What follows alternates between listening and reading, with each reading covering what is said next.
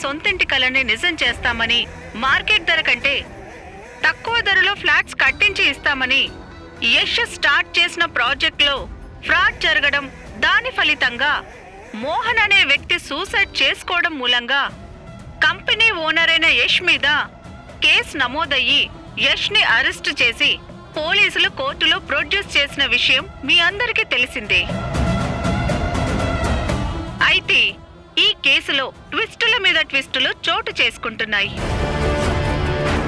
మొదట ఈ కేసుతో నాకెలాంటి సంబంధం లేదన్న యష్ తరువాత నా వల్లే ఈ ఫ్రాడ్ జరిగిందని, దానికి అసలు సూత్రధారులు తన వదిన మధులత, మారుతీరావు అండ్ పొలిటీషియన్ అని కోర్టులో చెప్పటం, వాళ్ళ మీద జడ్జి గారు ఎంక్వైరీ కమిషన్ కూడా వేయటం, ఆ తరువాత జైల్లో రిమాండ్ ఖైదీగా ఉన్న యష్ మీద విషప్రయోగం జరిగి హాస్పిటల్లో కోమాలో ఉన్నారు.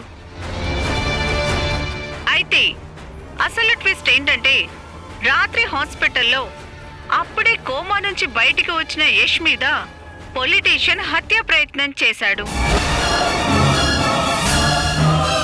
పోలీసులు వెంటనే ఆ పొలిటీషియన్ ని అదుపులోకి తీసుకొని అరెస్ట్ చేశారు.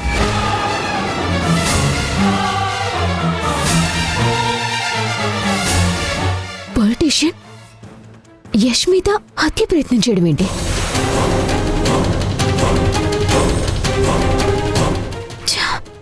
ఫోన్ ఇది.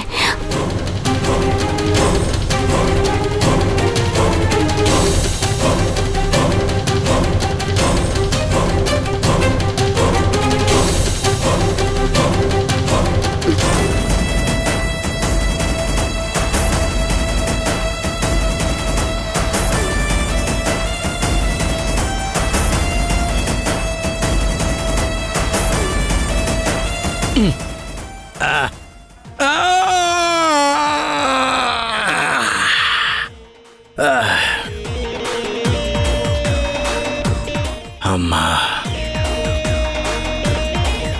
రాత్రి కాస్త ఎక్కువ తాగేసినట్టున్నాను. హ్యాంగ్ ఓవర్లో తలంతా పట్టేసింది. బా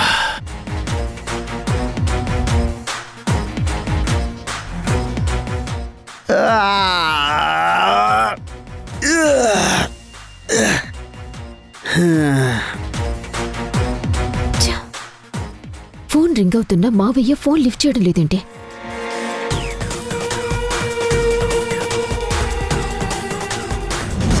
అరే పులే, తలంతా పట్టేసిందిరా. కాస్త వేడివేడిగా కాఫీ పట్టరా. అలాగే దేవా. దేవా దేవా, మీ ఫోన్ రింగ్ అవుతుంది.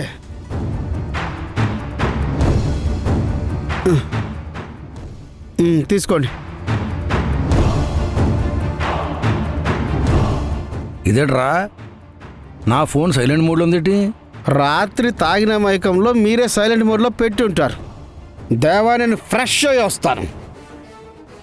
మావయ్య,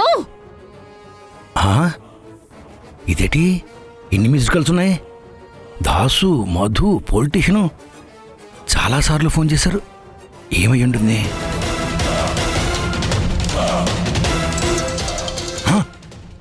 హలో మావయ్య, ఎన్నిసార్లు ఫోన్ చేయాలి? ఎందుకు ఫోన్ లిఫ్ట్ చేయడం లేదు? అంటే అది రాత్రి కాస్త మందు కాస్త ఎక్కువ పుచ్చుకున్నాను, అందుకే లేవడం కాస్త లేట్ అయ్యింది. నేను హ్యాంగ్ ఓవర్లో ఉన్నాను కానీ విసిగించకుండా విషయం చెప్పు మధు. ముందు అర్జెంటుగా టీవీ చూడు. టీవీయా? టీవీలో ఏటొస్తుందటే? సినిమా వస్తుంది, చూడు మావయ్య. ఊరుకో మధు, పొద్దున్నే సినిమా చూడడం ఏంటి? మావయ్య, న్యూస్ లో బ్రేకింగ్ న్యూస్ వస్తోంది. ఏ న్యూస్ అమ్మా? రాత్రి యష్ మీద హత్య ప్రయత్నం చేసినందుకు పొలిటీషియన్ ని పోలీసులు అరెస్ట్ చేశారంట. పొలిటీషియన్ అరెస్ట్ చేయడం ఏంటి? టీవీ చూడు మావయ్య. ఒక్క నిమిషం ఆగు, నేను ఇప్పుడే చూస్తా.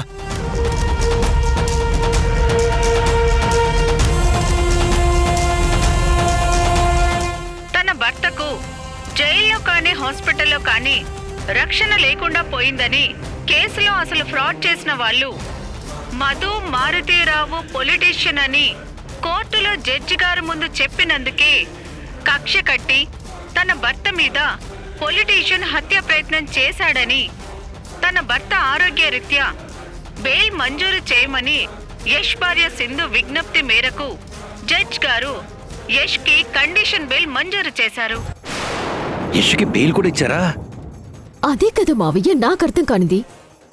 ఒక్క రాత్రిలో అంతా తారుమారైపోయింది. ఇదంతా అసలు ఎలా జరిగింది మధు? నాకు అది అర్థం కావడం లేదు మావయ్య. మారుతిరావు, ఆ? మారుతిరావు, ఆ? మధు, పొలిటీషియన్ భార్య రత్నం వస్తుంది, నేను మళ్ళీ ఫోన్ చేస్తాను. మారుతిరావు, ఆ సింధు యశ్ కలిసి అన్యాయంగా నా మొగుడు నిరికించి అరెస్ట్ చేయించారు. అసలు రాత్రి ఏడు జరిగింది? ఆ దాసుగాడు నా మొగుడికి ఫోన్ చేశాడు. ఆ.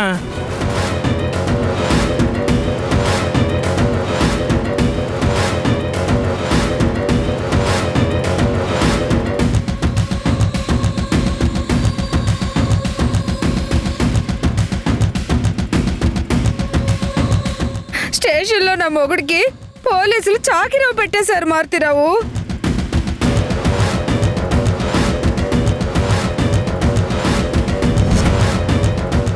ఏటి పొజిషన్ మారేవేటి?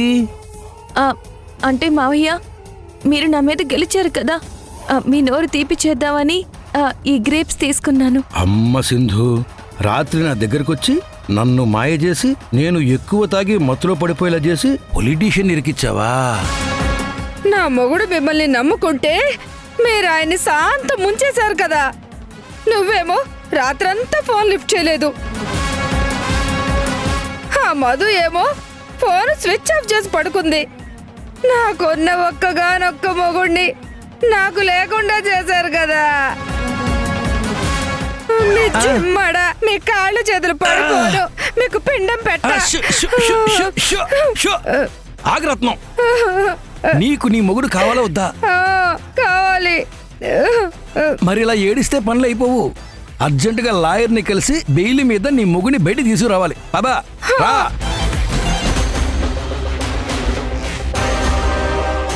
అయినా నా ఫోన్ స్విచ్ ఆఫ్ అయిందేంటి?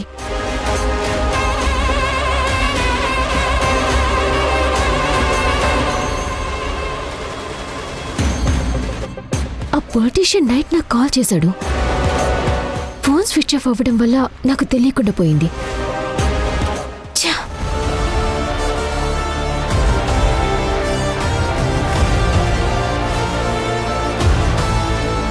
ఏంటి మధు, ఏమైంది? ఎందుకంత టెన్షన్గా ఉన్నావు? తేజ, నా ఫోన్ నువ్వే వెండి స్విచ్ ఆఫ్ చేసావా? రాత్రి పొలిటీషియన్ ఫోన్ చేశాడని నేను స్విచ్ ఆఫ్ చేశానని తెలిస్తే నా మీద ఫైర్ అవుతుంది. లేదు మధు, నువ్వే ఫోన్ స్విచ్ ఆఫ్ చేసి మర్చిపోయి ఉంటావు.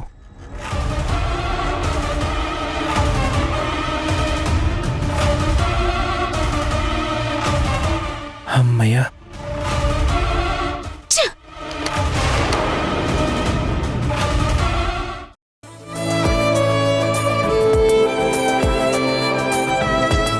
సార్, యష్కి ఎలా ఉంది? లోపల ట్రీట్మెంట్ జరుగుతుంది సార్. సరే, నేను లోపలికి వెళ్తున్నాను, నువ్వు అలర్ట్గా ఉండు. అలాగే సార్. ఇప్పుడు యష్ కండిషన్ ఎలా ఉంది? He's okay. ఆయనకి ఏమీ ప్రాబ్లం లేదు. హాస్పిటల్లో కోమాలో ఉన్న పేషెంట్ని మర్డర్ చేయడానికి వచ్చాడంటే ఆ పొలిటీషియన్ది ఎంత క్రిమినల్ మైండో అర్థమవుతుంది.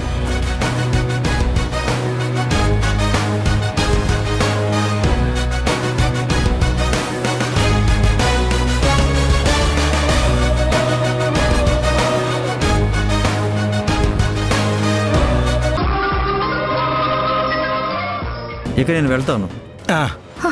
ఓరి నాయనో. బాసు, సింధు జడ్జి గారిని కలిసిందట బాసు. హాస్పిటల్లో జరిగిందంతా సీసీ కెమెరా రికార్డ్ అయిందంట బాసు.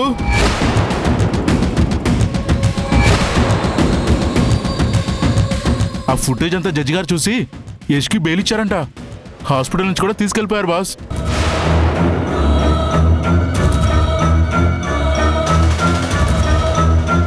మావయ్య, ఆ సింధు యష్లు కలిసి మనల్ని తెలివిగా దెబ్బకొట్టారు. వాళ్ళని వదిలిపెట్టకూడదు. నన్ను కేసు నుంచి బయటపడేయమంటే వాళ్ళని వదిలిపెట్టకూడదంటావేంటి మధు? మధు ప్లీజ్ మధు.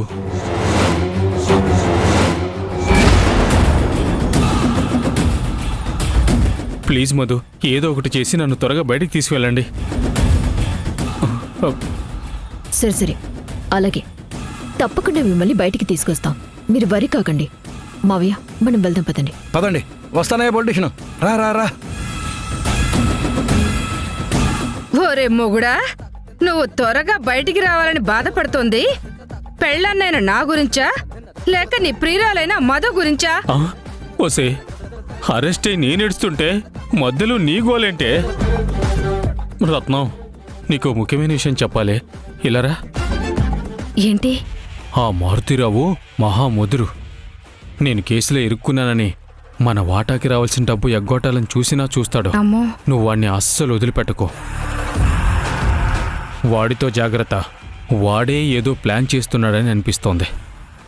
ఆ మారుతీరావు ఎక్కడికి వెళ్తున్నాడు, ఏం చేస్తున్నాడో ప్రతిదీ వాడి మీద ఒక కన్నేసుంచు. లేదంటే డబ్బు మొత్తం వాడి కొట్టేస్తాడు. డబ్బు కావాలని ఫోర్స్ చేస్తూనే ఉండు. అసలే మోసం చేయడంలో వాడు పిహెచ్డీ చేశాడే. వాడి సంగతి నేను చూసుకుంటానులేండి.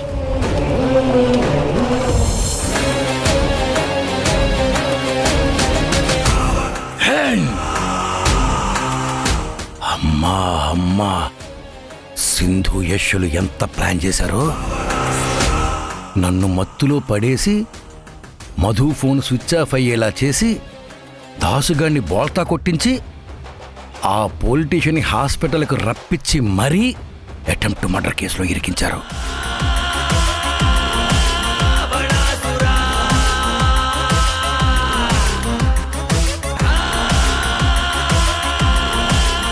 వాళ్ళ తెలివితేటల ముందు మేమంతా వెధవలమైపోయాం.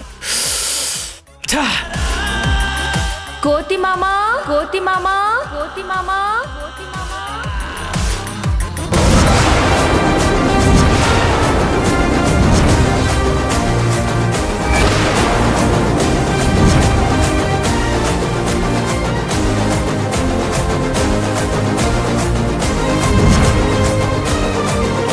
ఇప్పుడు నా భర్త జీవితం మీ చేతుల్లో ఉంది మావయ్య. ఎలా అయినా సరే నువ్వే నాకు హెల్ప్ చేయాలి మావయ్య.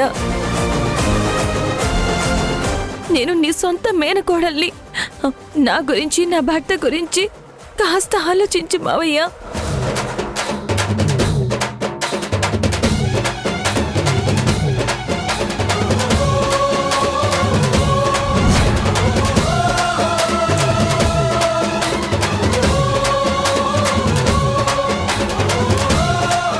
ఏంటి ఇంకా షాక్ నుంచి తేరుకున్నట్టు లేవు?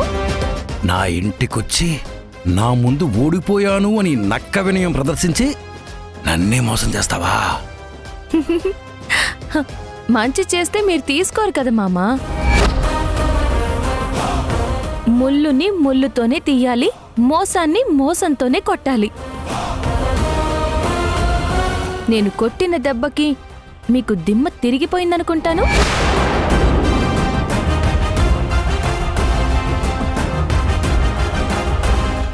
ఏమన్నావు మామా? లైఫ్లో నేను నా భర్త కలిసి ఉండే ఛాన్స్ లేకుండా చేస్తానన్నావు కదా, చూస్తావా? యష్ యష్ యష్ యష్.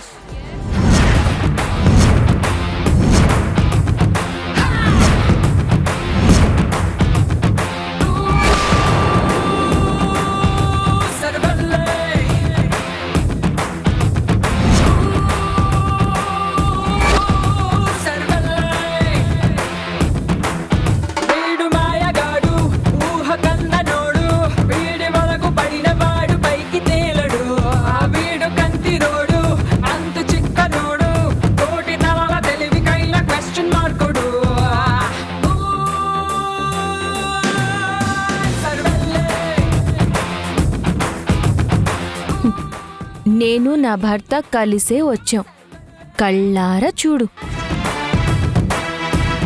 సింధు, మీ మావకి నేను ఇవ్వాల్సిన గిఫ్ట్ ఒకటి ఉంది, ఇచ్చేనా? మీ గిఫ్ట్ నేను తీసుకోను. నువ్వు తీసుకోకపోయినా నేను ఇస్తాను.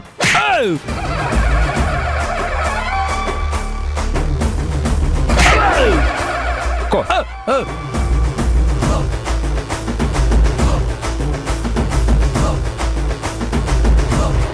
ఇంకేంటి మామ విశేషాలు? నా చెంపలు వాయించి ఇంకేంటి విశేషాలు అని అడుగుతున్నావా? ఇప్పుడు చెప్పు మామ, ఓడిపోయిందెవరు? మీరా మేమా? చెప్పు మామా. నా భార్య అడుగుతుంటే సమాధానం చెప్పండి. మేమే మేమే మేమే మేమే గెలిచింది ఎవరు? మీరే మీరే మీరే. మా గెలుపు ఇక్కడితో ఆగిపోదు మామా. నువ్వు దాచిన డబ్బుని దక్కించుకుంటాం. ఆ డబ్బుతో మమ్మల్ని నమ్ముకున్న జనాలకి న్యాయం చేస్తాం. ఇప్పుడు ఆ పొలిటీషియన్ జైల్లో ఉన్నాడు. తర్వాత మధు. ఆ నెక్స్ట్ తమరే. మీ పతనానికి కౌంట్ డౌన్ స్టార్ట్ అయింది మామా. నేను నా భార్య కలిసున్నంత వరకు మీరు ఎన్ని ప్లాన్స్ వేసినా కూడా మమ్మల్ని ఏమీ చేయలేరు.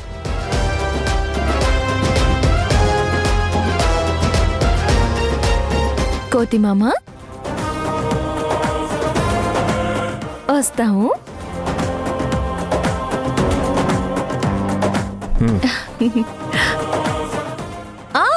మామా మర్చిపోయాను. ఆ రోజు ఏమన్నావు మామా? ఒక్కసారి గుర్తు తెచ్చుకో. సింధు డబ్బా తెలుసు కదా. గుర్తొచ్చిందా మామా? ఇప్పుడు నేను చెప్పనా? దెబ్బ డబుల్ అదుర్స్ కదా, డబుల్ అదుర్స్ కదా.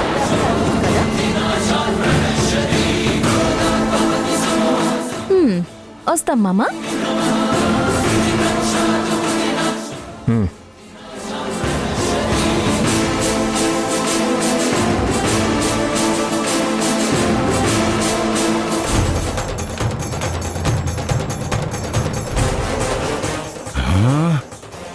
సింధు యశులు ఒకటైతే ఆ పవర్ మామూలుగా ఉండదు. వాళ్ళన్నట్లు మధుని నన్ను జైల్లోకి తోస్తారా? నా దగ్గర డబ్బు కొట్టేస్తారా?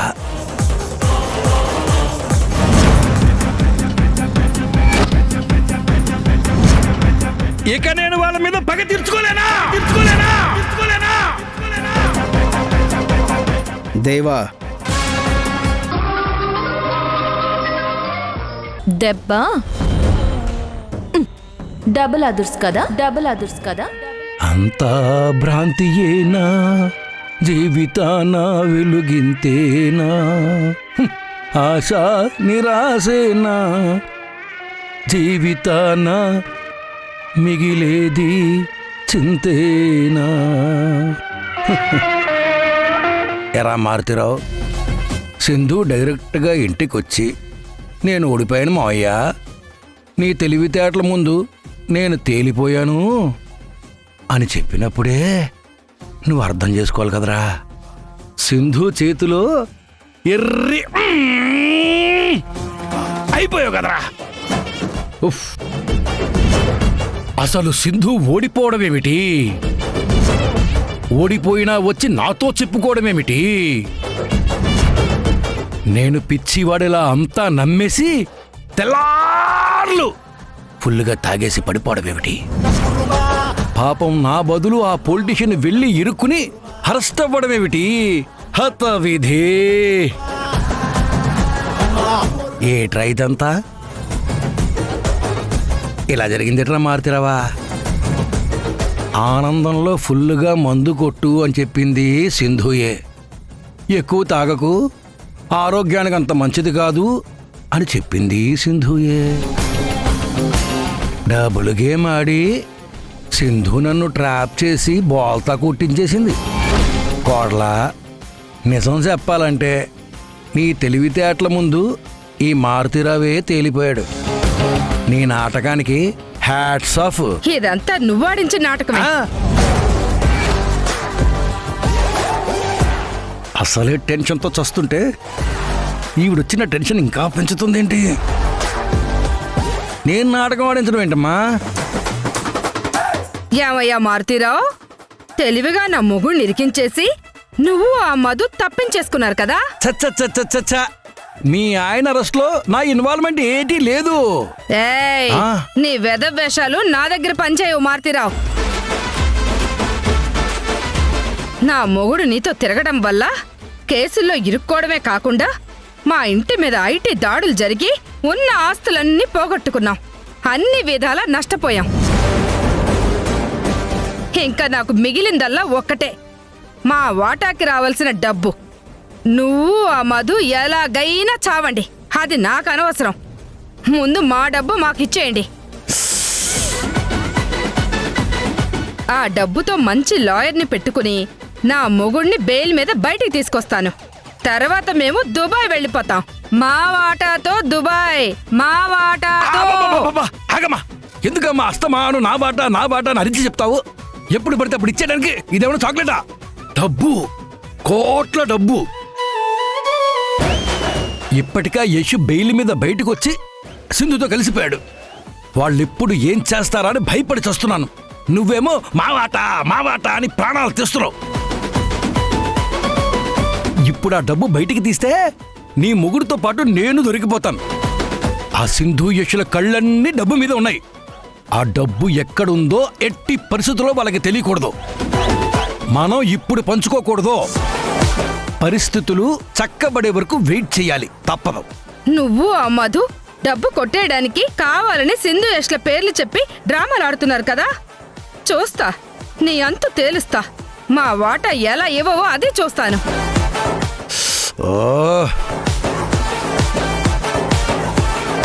ఈ రత్నంతో పెట్టుకుని ఇంతవరకు బతికి బాగుపడ్డవాళ్లే లేరు. నీ జీవితానికి కూడా తాలింపు పడకపోతే నా పేరు రత్నమే కాదు. ఓరి నాయనో, ఈ తింగరదాంతో ఆ పొలిటీషియన్ ఎలా వెగుతున్నాడో ఏటో. ఈ రత్నం పూర్తిగా అన్నీ తెలిసిన మనిషి కాదు, అలాగని ఏటీ తెలియని మనిషి కాదు. ఈవిడ టార్చర్కి ఆ పొలిటీషియన్ ఇన్ని రోజులు బతుకున్నాడంటే గట్టిగా ఉండే.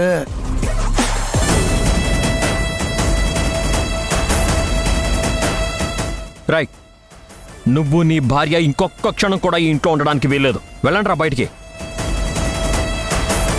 యశ్,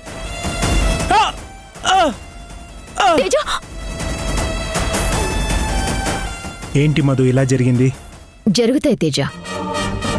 కొన్నిసార్లు మనం ఎక్స్పెక్ట్ చేయనివి కూడా జరుగుతాయి. ఫేస్ చేయాలి. హ్యాపీగా ఇంట్లో ఉండేవాళ్ళం, ఇప్పుడు రోడ్డున పడ్డాం. మనం ఇప్పుడు ఎక్కడికి వెళ్ళాలి? కష్టపడి సంపాదించుకున్న పరిస్థితుల్లో మనం లేము. ఒక పని చేద్దాం మధు, మీ మావి దగ్గరికి వెళ్ళి మనకు రావాల్సిన వాటా డబ్బు తీసుకొని బెంగళూరుకు వెళ్ళిపోదాం. అలా వెళ్తే ఆ సింధు చేతిలో నేను ఓడిపోయిందన్నవుతా తేజ. పోనీ నువ్వే చెప్పు, ఏం చేద్దాం?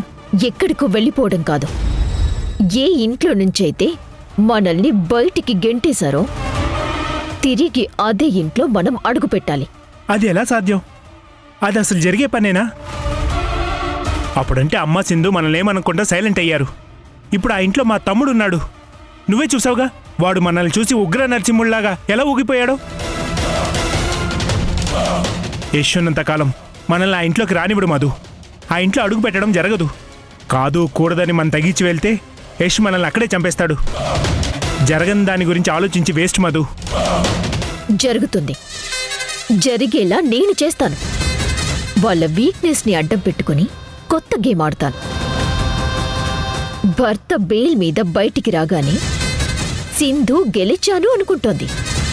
మనల్ని బయటికి తోసేశామని యశ్ సింధులు ఆనందపడిపోతున్నారేమో.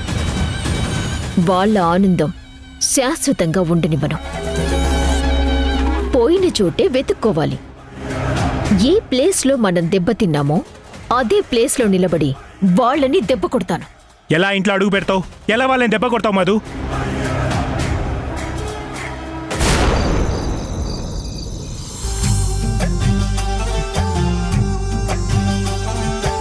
ఇంకొంచెం వేద్దాము. యష్ కొండిచ్చు. రేయ్ తినరా.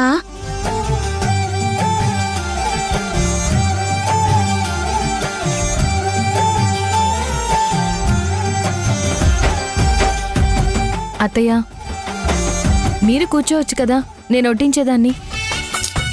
ఇప్పటి వరకు నా కొడుకుని బయటికి తీసుకురావడానికి నువ్వు పడ్డ శ్రమ చాలు. ఇంకా నిన్ను కష్టపెట్టదలుచుకోలేదమ్మా. ప్రశాంతంగా తిను. రే యష్, ఇవాళ అన్నీ నీకిష్టమైన వంటలే చేశాన్రా. తృప్తిగా కడుపు నిండా తిను. నా కోసం చాలా రకాల వంటలు చేసినట్టున్నావు.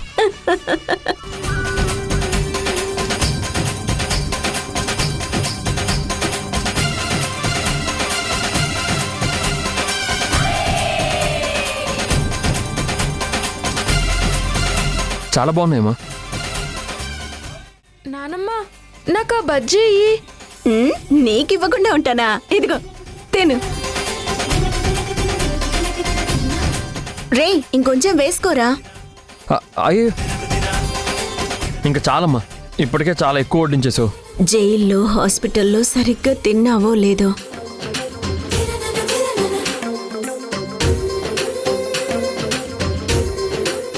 పర్లేదురా, కొంచెం ఎక్కువ తింటే ఏం కాదసలా. ఇదిగో తిను. అమ్మగా ఇలా ప్రేమగా నీకు వడ్డించి ఎన్ని రోజులయ్యిందోరా.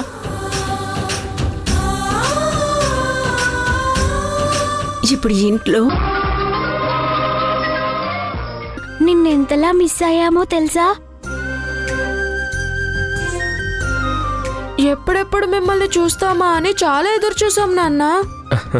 వచ్చేసాను కదా, ఇకపై మనం ఎప్పుడు ఇలాగే కలిసి ఉంటాం, సరేనా? మిమ్మల్ని వదిలి నేను ఎక్కడికి వెళ్ళను. చెప్పండి, ఎలా చదువుతున్నారు? నువ్వు లేకపోవడంతో కాస్త వెనకబడ్డాం నాన్న. ఇప్పుడు నువ్వు వచ్చావుగా, ఈసారి ఫస్ట్ ర్యాంక్ మాదే. అవునా అన్నా?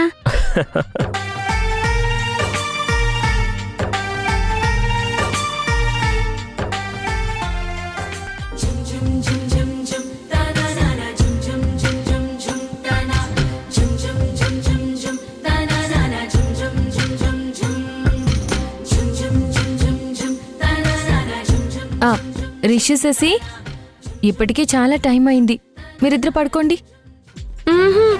కావాలంటే నువ్వు పడుకో, మేము నాన్నతో చాలా కబుర్లు చెప్పాలి.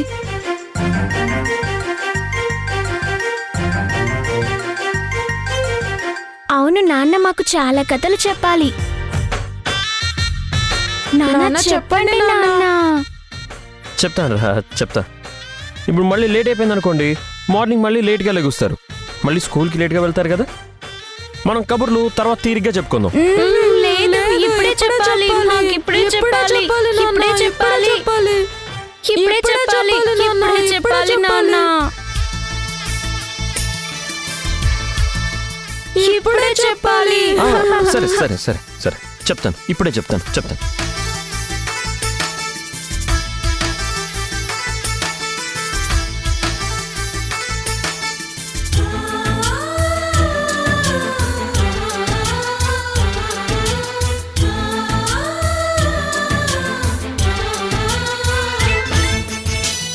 చాలా బాగుంది కదా కదా. రే ఇప్పటికే లేట్ అయింది, మీకు ఆవలింతలు కూడా వస్తున్నాయి. ఇక పడుకోండి. నువ్వు కూడా పడుకో.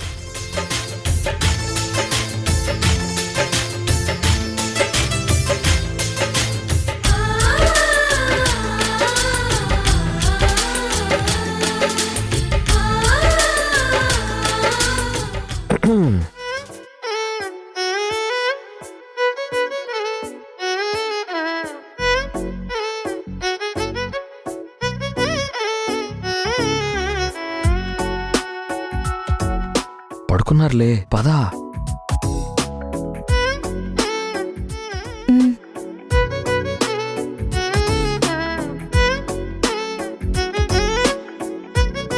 నాన్న, పడుకోకుండా ఎక్కడికి వెళ్తున్నావు? పడుకో. సరే పడుకుంటాను, నువ్వు పడుకో.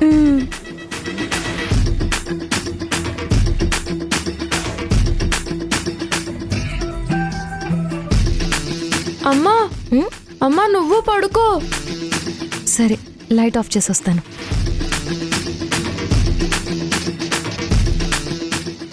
పడుకో.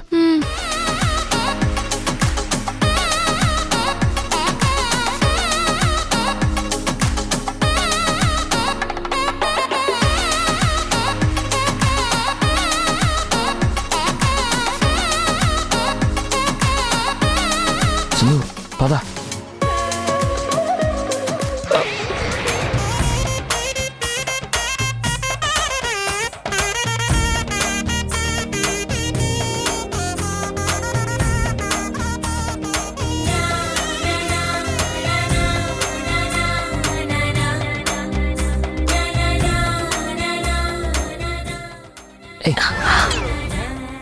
పద.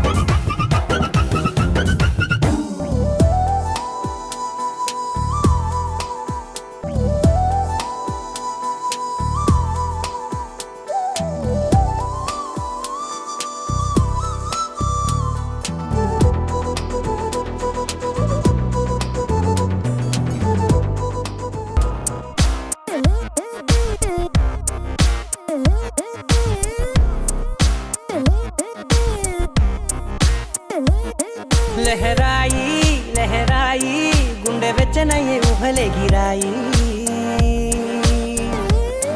लहराई लहराई गोरु विच न उसुल गिराई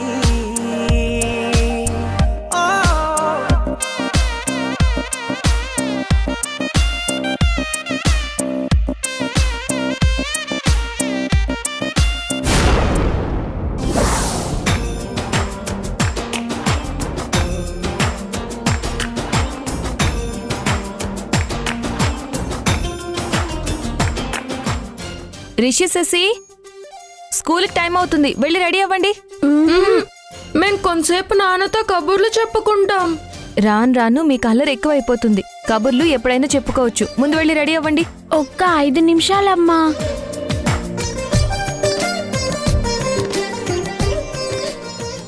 నాన్నమ్మ నువ్వైనా చెప్పు నాన్నమ్మా.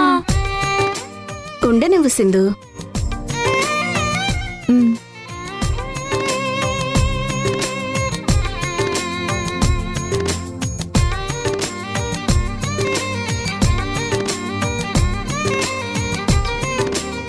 సింధు, ఎవరి కోసం చూస్తున్నావు? ఆరాధ్య కోసం అత్తయ్య. తను ఇంకా రాలేదేంటి? రోజు ఈ పాటికి రెడీ అయి వస్తుంది కదా. రాత్రి ఆరాధ్య చేత అన్నం తినిపించడానికి తనని చాలాసేపు బతిమలాడాల్సి వచ్చిందమ్మా. లేటుగా పడుకున్నట్టుంది, అందుకే ఇంకా లేచినట్టు లేదు. టైం అవుతుంది అత్తయ్య, తను కాలేజ్కి వెళ్ళాలి కదా. నేను వెళ్ళి ఆరాధ్యని నిద్ర లేపుతాను.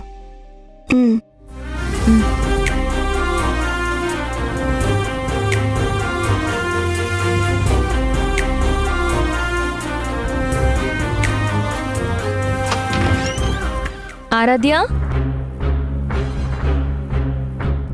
ఆరాధ్య, ఆరాధ్య,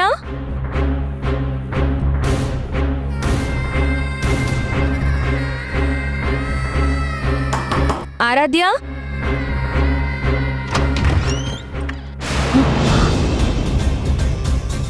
ఆరాధ్య,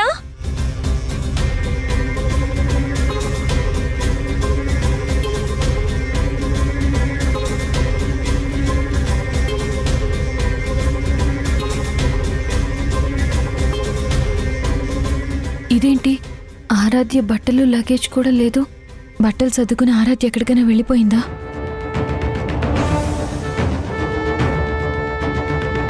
అత్తయ్య, ఏమైంది సింధు? అత్తయ్య, పైన రూమ్లో ఆరాధ్య లేదు.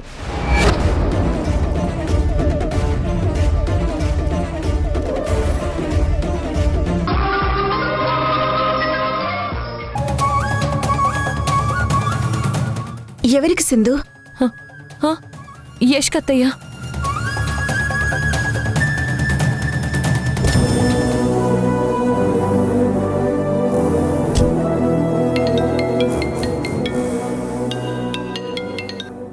చెప్పు సింధు. యష్, ఆరాధ్య ఎక్కడుందో తెలిసిందా? ఎక్కడుంది? అది మీ ఇద్దరి ప్రాణాలకి ఇదే ఆఖరి రోజు.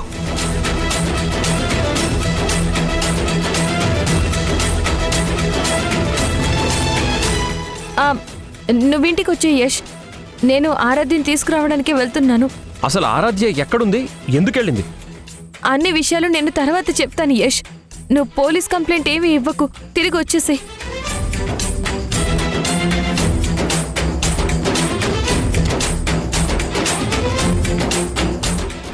అత్తయ్య, నేను వెళ్ళొస్తాను. భగవంతుడా, మా ఆరాధ్యకి ఏం కాకుండా చూడు.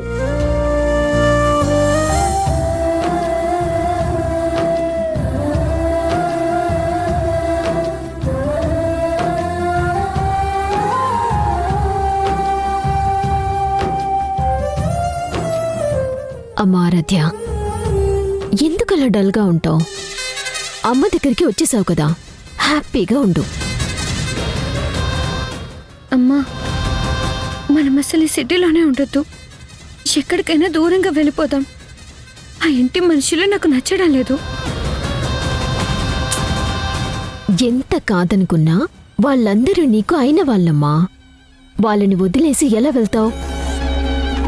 ఇప్పుడేదో మూర్ఖంగా మీ బాబాయ్ మమ్మల్ని బయటికి పంపించేశాడని మనం వాళ్ళకి దూరంగా వెళ్ళిపోతే ఎలా చెప్పు? ఎప్పటికైనా వాళ్ళ తప్పు వాళ్ళు తెలుసుకునే రోజు వస్తుందమ్మా. అమ్మ మధు, ఏంటి మావయ్య? సింధుకి ఫోన్ చేశానన్నావు, తను ఇంకా రాలేదేటి? వస్తుంది మావయ్య.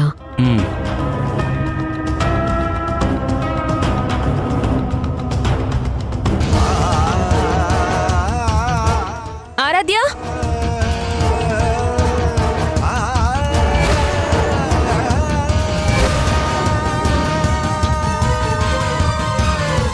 ఆరాధ్య, అదిగో వస్తోంది. అసలు డ్రామా ఇప్పుడు స్టార్ట్ అవుతుంది. నువ్వు చూస్తుండు మావయ్య. ఆరాధ్య, ఆరాధ్య, ఆరాధ్య, ఇప్పుడు నీకెలా ఉందమ్మా? నీకేం కాలేదుగా? నాకేమవుతుంది అంటే నువ్వు బాగా స్ట్రెస్ ఫీల్ అవుతున్నావని, మానసికంగా ఇబ్బంది పడుతున్నావు అని తెలిసింది. అందుకే కంగారు పడి వచ్చాను. మా అమ్మని ఇంట్లో నుంచి పంపించేస్తే బాధ ఉండదా మరి?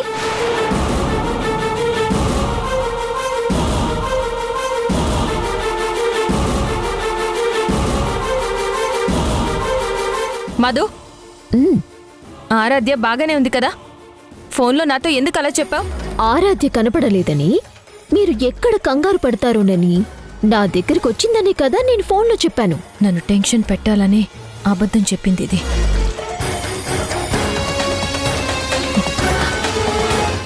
ఆరాధ్య, మనం ఇంటికి వెళ్దాం పదా.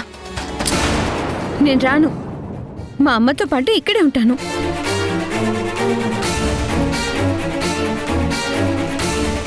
ఇలా వేరే వాళ్ళ ఇంట్లో ఉండకూడదమ్మా. నా మాట విను. ఓహో, నన్ను హాస్టల్లో పడేసినప్పుడు నీకు గుర్తుకు రాలేదా అది వేరే అని?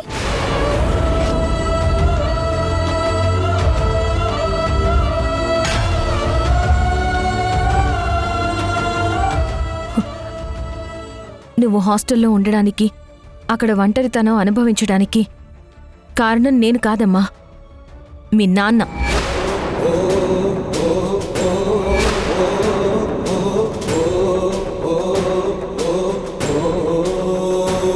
పుట్టడం వల్లే మీ అమ్మ చనిపోయిందని నీ మీద ద్వేషం పెంచుకుని నిన్ను పట్టించుకోకుండా వదిలేసి వెళ్ళిపోయాడు.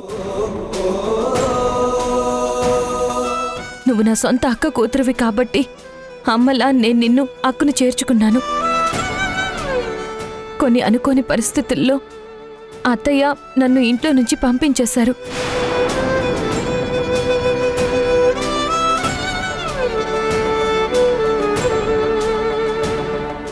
అందువల్లే నేను నీకు దూరం అయ్యాను. నువ్వు హాస్టల్లో ఉన్న సంగతి అత్తయ్య నాకు చెప్పలేదు. అందుకే నేను నీ దగ్గరికి రాలేకపోయాను తప్ప నిన్ను వదిలేయాలని కాదమ్మా. సింధు, నా మీద నా కూతురికి చాడీలు చెప్తున్నావు. ఆరాధ్య విషయంలో నువ్వు అమ్మ తప్పు చేసి ఆ తప్పు నా మీద తోస్తున్నారేంటి? నీ గుండెల మీద చెయ్యి వేసుకుని చెప్పు తేజ, నేను చెప్పింది నిజం కదా? ఇప్పుడు తేలాల్సింది నిజానిజాలు కావు సింధు. అసలు నువ్విక్కడికి ఎందుకు వచ్చావో చెప్పు. ఆరాధ్యని తీసుకెళ్ళడానికి వచ్చాను. అరే, నేను రానని చెప్తుంటే నీకు అర్థం కాదా?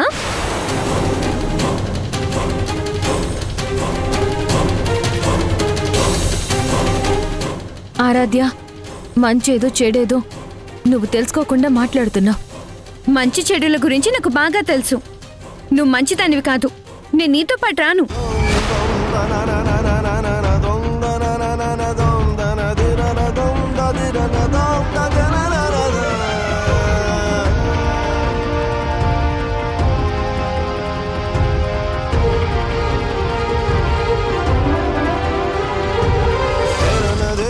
తప్పమ్మా, అలా మాట్లాడకూడదు.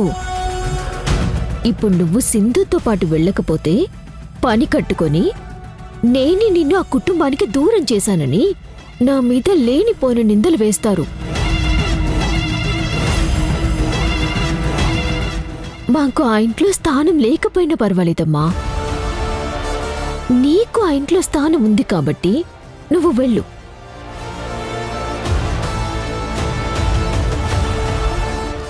సరేనమ్మా, నీ మాట నేనెప్పుడు కాదనను. కాకపోతే ఒక కండిషన్. ఏంటమ్మా అది? నువ్వు కూడా నాతో పాటు వస్తానంటేనే నేను ఈవిడితో పాటు వెళ్తాను.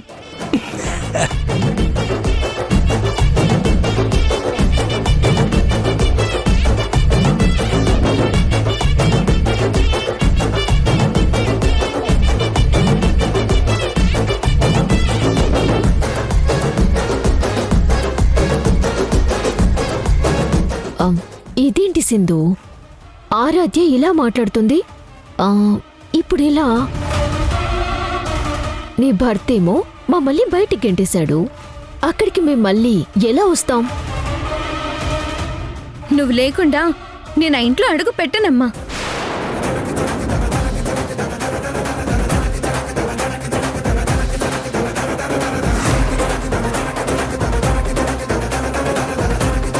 ఏటి సింధు సైలెంట్గా ఉన్నావు? ఆరాధ్య రావాలంటే మధు రావాలి. మధుని వద్దనుకుంటే ఆరాధ్యను వదులుకోవాలి. ఇప్పుడు ఏంటి చేస్తావు?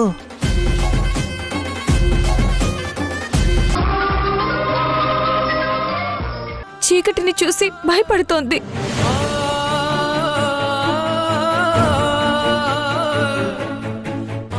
ఒంటరిగా ఉంటే స్ట్రెస్ ఫీల్ అవుతుంది.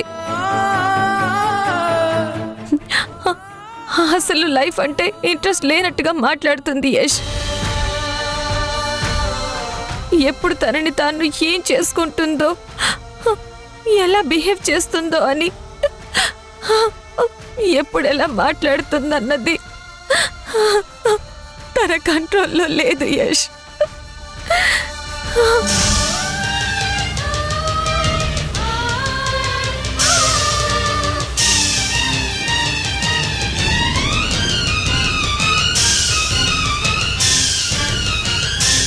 ఆరాధ్య విషయం గురించి నువ్వు జైల్లో ఉన్నప్పుడే చెప్దామనుకున్నాను. అసలే బాధలో ఉన్న నిన్ను ఆరాధ్య విషయం కూడా చెప్పి ఇంకా బాధ పెట్టడం ఇష్టం లేకే నీకు చెప్పలేదు యష్.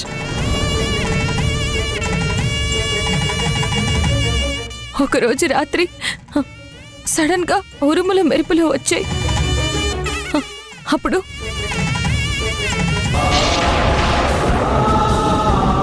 వద్దు. ఎవరది? ఆరాధ్య, ఆరాధ్య, రావద్దు. అమ్మ ఆరాధ్య, నేనమ్మా మీ పిన్నిని.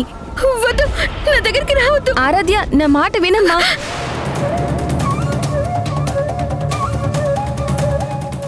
వాళ్ళు చేసిందే రైట్ అనుకుంటారు. మనం తప్పని చెబితే నా ఇష్టం, నాకు నచ్చింది నేను చేస్తాను, చేస్తే తప్పేంటి అని రివర్స్లో మాట్లాడతారు. వీళ్ళని చాలా స్మూత్గా డీల్ చేయాలి. వాళ్ళ దారిలోకి మనం వెళ్ళి వాళ్ళని మన దారిలోకి తెచ్చుకోవాలి. అందుకే ఆరాధ్య గురించి ఇంతగా బాధపడుతున్నాను.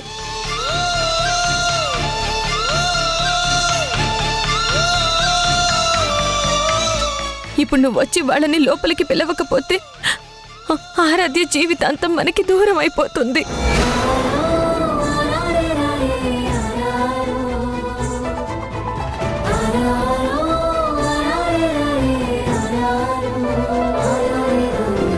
అసలే ఆరాధ్య హెల్త్ కండిషన్ బాగోలేదు.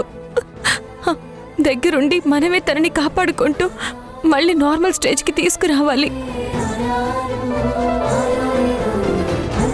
ఆరాధ్యని మధు దగ్గర వదిలేస్తే ఇంకా ఆరాధ్య మనకి దక్కదు యష్.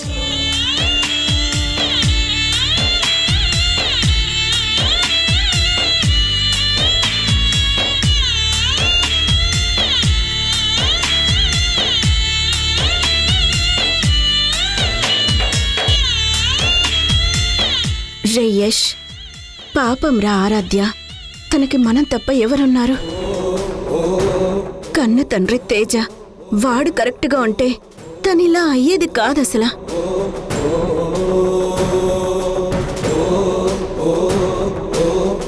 ఆరాధ్యని హాస్టల్లో పెట్టి మనం కూడా తప్పు చేశాంరా. ఆ తప్పు మనం సరిదిద్దుకోవాలి అంటే ఆరాధ్యని మనతో పాటే ఉంచుకొని తనని మళ్ళీ మామూలు మనిషిని చెయ్యాలరా.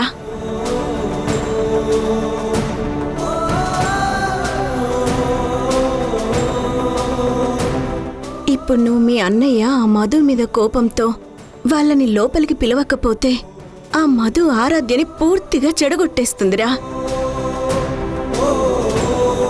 మన అనుకున్న మనిషిని కాపాడుకోవడం కోసం ఒక మెట్టు దిగినా పర్వాలేదురా. ప్లీజ్ యష్,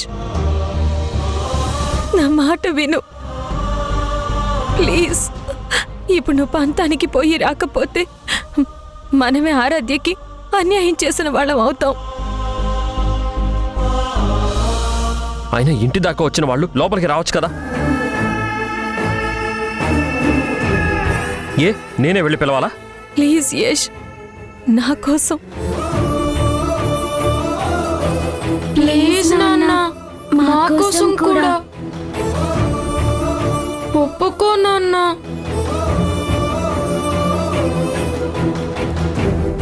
ప్లీజ్ నాన్న. రే, అమ్మగా నా కోసం రా.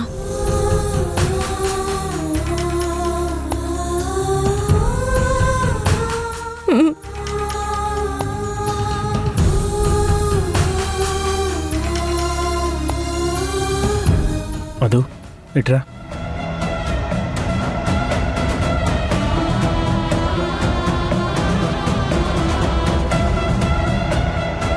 మధు, తమ్ముడిని తీసుకొస్తానని చెప్పి సింధు లోపలికి వెళ్ళి చాలాసేపు అయింది. ఇంతవరకు ఎవరు బయటికి రాలేదేంటి?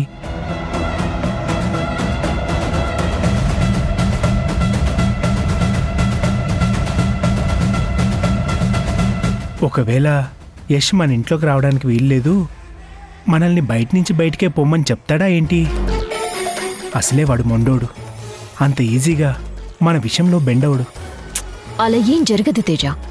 మన కోసం కాకపోయినా ఆరాధ్య కోసమైనా సింధు చచ్చినట్టు మీ తమ్ముణ్ణి ఒప్పించి తీసుకొస్తుంది. చూస్తూ ఉండు. అవసరం వాళ్ళది. సో తప్పకుండా మన ముందు తగ్గే తీరుతారు. ఆరాధ్య మనల్ని చూస్తుంది, వెళ్దాం పద.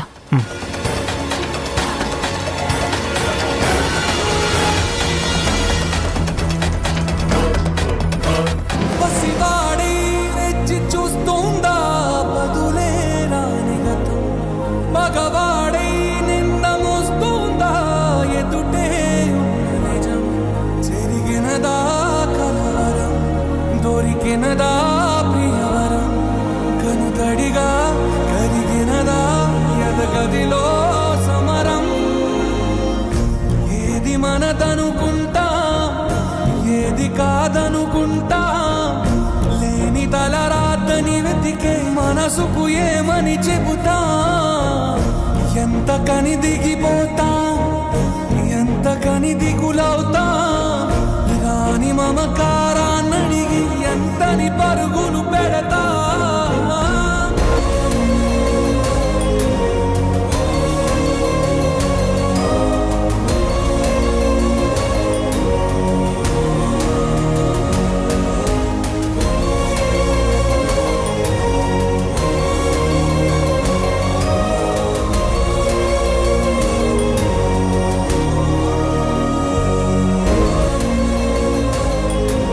వీళ్ళని చాలా స్మూత్గా డీల్ చేయాలి. వాళ్ళ దారిలోకి మనం వెళ్ళి వాళ్ళని మన దారిలోకి తెచ్చుకోవాలి.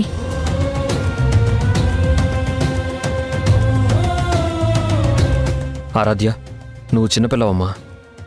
ఇక్కడ జరిగిన విషయాలేవి నీకు తెలియవు కాబట్టి ఒకప్పుడు నాలాగే ఇప్పుడు నువ్వు కూడా ఈ మధుని గుడ్డిగా నమ్ముతున్నావు నాకు అనిపిస్తుంది.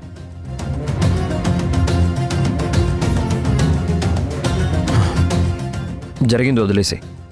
నీకోసం, ముఖ్యంగా నా వాళ్ళ కోసం, నా శత్రువుల దగ్గర నేను తలదించాల్సిన పరిస్థితి వచ్చింది. లోపలికి రామ్మా. మరిది గారు,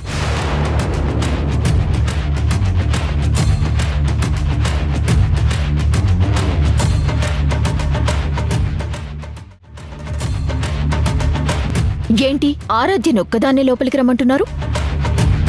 సింధు మీకు పూర్తిగా చెప్పలేదా? ఆరాధ్య మీ ఇంట్లో ఉండాలి అంటే తనతో పాటు మేము ఉండాలని తనే కోరుకుంటోంది.